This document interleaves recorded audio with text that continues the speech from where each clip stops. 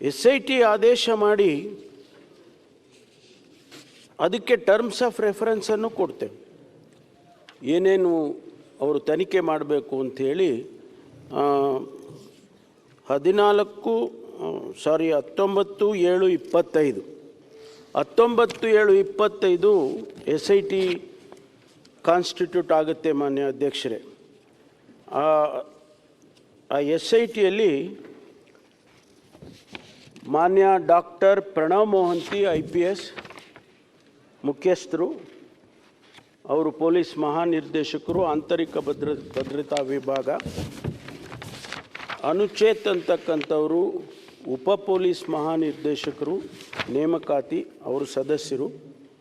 ಆನಂತರ ಸೌಮ್ಯಲತಾ ಅಂತಕ್ಕಂಥವರು ಉಪ ಪೊಲೀಸ್ ಆಯುಕ್ತರು, ಜಿತೇಂದ್ರ ಕುಮಾರ್ ದಯಾಮ ಅಂತಕ್ಕಂಥವರು ಅವರು ಕೂಡ ಪೊಲೀಸ್ ಅಧೀಕ್ಷಕರು. ಇದರಲ್ಲಿ ಶ್ರೀಮತಿ ಸೌಮ್ಯಲತಾ ಅವರು ಪತ್ರ ಕೊಟ್ಟು ನನಗೆ ವೈಯಕ್ತಿಕ ಕಾರಣಕ್ಕಾಗಿ ನನಗೆ ಬೇಡ, ಬೇರೆಯವ್ರಿಗೆ ನೀವು ಮಾಡಿ ಅಂತ ಹೇಳ್ತಾರೆ.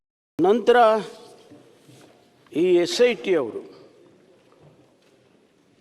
ಏನು ಲೋಕಲ್ ಪೊಲೀಸ್ ಧರ್ಮಸ್ಥಳ ಪೊಲೀಸ್ನವರು ತನಿಖೆ ಪ್ರಾರಂಭ ಮಾಡಿದರು, ಅವರಿಂದ ಈ ಒಂದು ಕೇಸನ್ನು ಅವರು ವಹಿಸ್ಕೊಂಡು ಅವರು ಪ್ರಾರಂಭ ಮಾಡ್ತಾರೆ.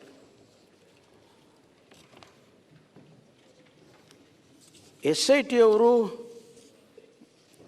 ಮತ್ತೆ ಅವನನ್ನು ಕರೆದು 161 ಸ್ಟೇಟ್ಮೆಂಟನ್ನು ತಗೊಳ್ತಾರೆ. ಅಂದರೆ ಅವನಿಂದ ಮತ್ತೊಂದು ಸ್ಟೇಟ್ಮೆಂಟನ್ನು ಪೊಲೀಸ್ನವರು ತಗೊಳ್ತಾರೆ. ಅದು ಬಿಫೋರ್ ದಿ ಪೊಲೀಸ್ ಆ ಸ್ಟೇಟ್ಮೆಂಟನ್ನು ರೆಕಾರ್ಡ್ ಮಾಡ್ಕೊಳ್ತಾರೆ. ಅದರಲ್ಲಿ ಅವನು ಹೇಳ್ತಾನೆ, ನಾನು ಇಂತಿಂಥ ಕಡೆ ಎಲ್ಲ ನಾನು ಹೂತಾಕಿದ್ದೆ, ಶವಗಳನ್ನು ಇಂತಿಂಥ ಸ್ಥಳದಲ್ಲಿ ನಾನು ಹೂತಾಕಿದ್ದೆ ಅಂತೇಳಿ ಹೇಳ್ತಾನೆ. ಆಗ ಅವರು ಅದನ್ನು ಮ್ಯಾಪ್ ಮಾಡ್ಕೊಳ್ತಾರೆ. ಮ್ಯಾಪ್ ಮಾಡಿಕೊಂಡು ಎಲ್ಲೆಲ್ಲಿ ಯಾವ್ಯಾವ ಸ್ಥಳದಲ್ಲಿ ಹೂತಾಕಿದ್ದಿದ್ದು ಅಂತ ಅವನು ಹೇಳಿದ್ದಾನೆ, ಅದನ್ನೆಲ್ಲ ಮ್ಯಾಪ್ ಮಾಡ್ಕೊಳ್ತಾರೆ. ಅದು ಆ ಮ್ಯಾಪ್ ಮಾಡ್ಕೊಂಡ ಮೇಲೆ ಆ ಸ್ಥಳಗಳನ್ನು ಎಕ್ಸ್ಯೂಮ್ ಮಾಡೋದಕ್ಕೆ, ಬಾಡಿಗಳಿದೆ ಅಂತ ಉದ್ದೇಶ ಇಟ್ಕೊಂಡು ಅದನ್ನು ಎಕ್ಸ್ಯೂಮ್ ಮಾಡೋದಕ್ಕೆ ಸಬ್ ಡಿವಿಷನ್ ಮ್ಯಾಜಿಸ್ಟ್ರೇಟೇ ಮಾಡಬೇಕು. ಅದನ್ನು ಪೊಲೀಸ್ನವರು ಕೂಡ ಮಾಡೋದಕ್ಕೆ ಆಗೋದಿಲ್ಲ. ಹಾಗಾಗಿ ಎಕ್ಸಿಕ್ಯೂಟಿವ್ ಮ್ಯಾಜಿಸ್ಟ್ರೇಟು, ಅಸಿಸ್ಟೆಂಟ್ ಕಮಿಷನರ್ ಇರ್ತಾರೆ, ಅವರ ನೇತೃತ್ವದಲ್ಲಿ ಎಕ್ಸುಮೇಷನ್ ಪ್ರಾರಂಭ ಆಗುತ್ತೆ. ಮಾನ್ಯ ಅಧ್ಯಕ್ಷರೇ, ಇಲ್ಲಿಯವರೆಗೆ ಸುಮಾರು ನಾನು ಸಂಖ್ಯೆಗಳನ್ನು ಹೇಳೋದಕ್ಕೆ ಹೋಗಲ್ಲ, ಯಾಕೆಂದರೆ ಅದು ಇನ್ನೂ ಕೂಡ ಅಧಿಕೃತವಾಗಿ ನಮಗೆ ಬರಬೇಕಾಗ್ತದೆ. ಎಕ್ಸುಮೇಷನ್ ಪ್ರಾರಂಭ ಮಾಡ್ತಾರೆ. ಸುಮಾರು ಜಾಗಗಳಲ್ಲಿ ಅದೆಲ್ಲವನ್ನು ತೆಗೆದಾಗ 2 ಜಾಗಗಳಲ್ಲಿ ಒಂದರಲ್ಲಿ ಅಸ್ಥಿಪಂಜರ ಸಿಕ್ಕುತ್ತೆ. ಅದನ್ನು ತೆಗೆದುಕೊಂಡು FSLಗೆ ಕೊಡ್ತಕ್ಕಂಥ ಕೆಲಸವನ್ನು, ಅಲ್ಲಿ ಸಾಯಿಲ್ ಸ್ಯಾಂಪಲ್ ಇರ್ಬೋದು, ಆ ಬೋನ್ಸ್ ಇರ್ಬೋದು, ಅಲ್ಲಿ ಸಿಕ್ಕಿದಂಥ ಯಾವುದೇ ಮೆಟೀರಿಯಲ್ ಎಲ್ಲವನ್ನು ಕೂಡ ಅವರು ಸ್ಯಾಂಪಲ್ ಕಲೆಕ್ಟ್ ಮಾಡಿಕೊಂಡು FSLಗೆ ಕಳಿಸ್ಕೊಡ್ತಾರೆ.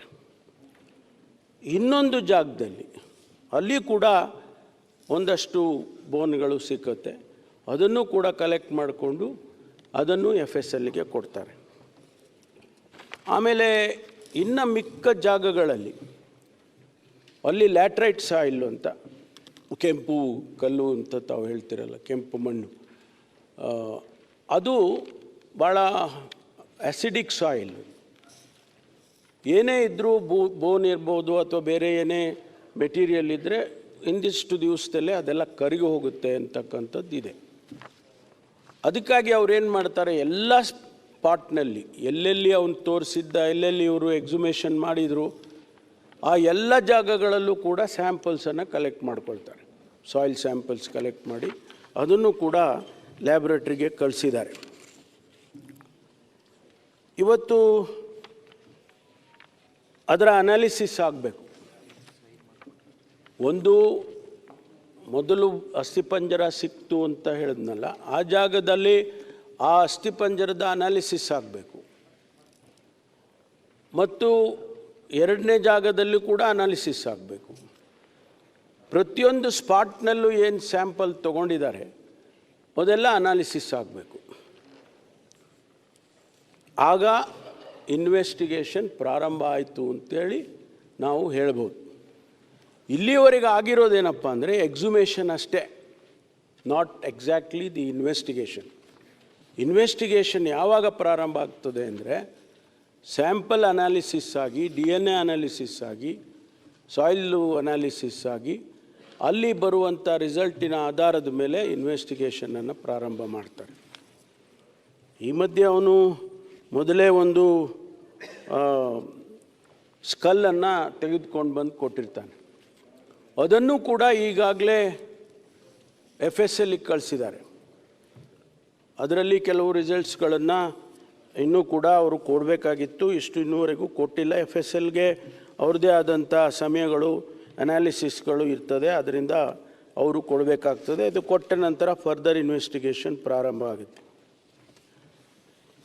ಈ ಮಧ್ಯೆ ಅವನು ದಿನನಿತ್ಯ ಬರೋದು, ದಿನನಿತ್ಯ ಸಂಜೆ ಅವನು ವಾಪಸ್ ಹೋಗೋದು, ಯಾರ್ದೋ ಕಸ್ಟಡಿಗೆ ಹೋಗ್ತಾನೆ, ಅವರೇನೋ ಹೇಳ್ಕೊಡ್ತಾರೆ, ಅದನ್ನು ಬಂದು ಹೇಳ್ತಾನೆ, ಪೊಲೀಸ್ನವ್ರು ಯಾಕೆ ಅವನನ್ನು ಅರೆಸ್ಟ್ ಮಾಡಲಿಲ್ಲ, ಈ ರೀತಿ ಪ್ರಶ್ನೆಗಳು ಮಾನ್ಯ ಸುನೀಲ್ ಕುಮಾರ್ ಅವರು ಮತ್ತು ವಿರೋಧ ಪಕ್ಷದ ನಾಯಕರು ಕೇಳಿದರು.